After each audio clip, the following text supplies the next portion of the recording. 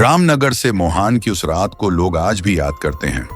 यह कहानी है अफसरुल और उसके दोस्त अनस की, जो 15 जुलाई 2022 की दोपहर पहाड़ों की सैर पर निकले थे। पूरा दिन घूमने के बाद वे सोच रहे थे कि शाम तक अपने घर लौट जाएंगे, लेकिन उस रात जंगल ने उन्हें ऐसा सामना कराया जिसकी कल्पना भी किसी ने नहीं की थी।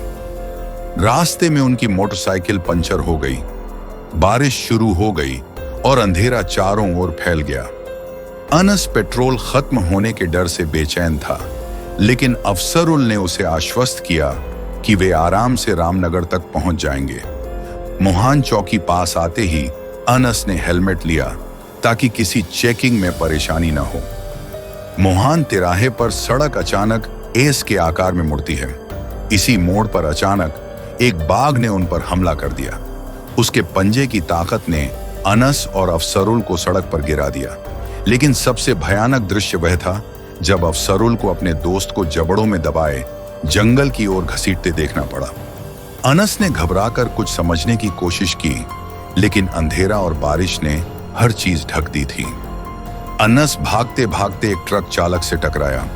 उसने चेतावनी दी कि आगे का जंगल और भी खतरनाक है, लेकिन अनस डर और दहशत में किसी की सुन नहीं पाया।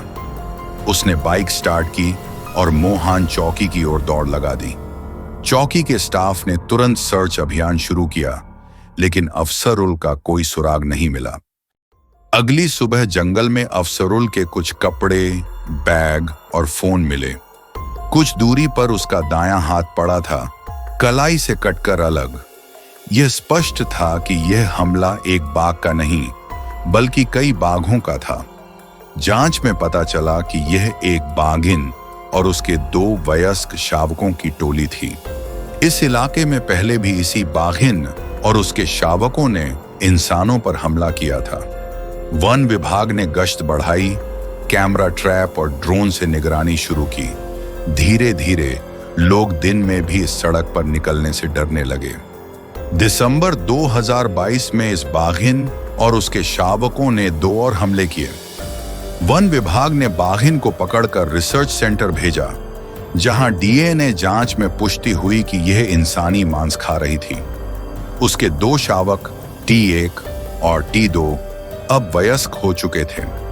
फरवरी 2023 में वन विभाग ने एक और 3 साल के मेल टाइगर को पकड़ लिया, लेकिन दूसरा शावक T2 अब भी जंगल में घूम रहा था, टेरिटरी बना चुका था।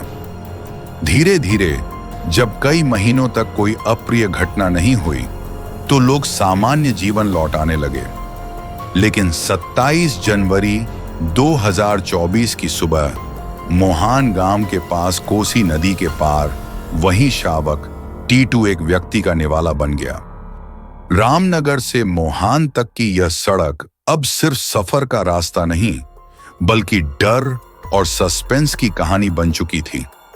उस जंगल की दहाड़, अंधेरा, बारिश और अनस के संघर्ष ने यह साबित कर दिया कि जंगल के नियम इंसानों के लिए हमेशा सुरक्षित नहीं होते।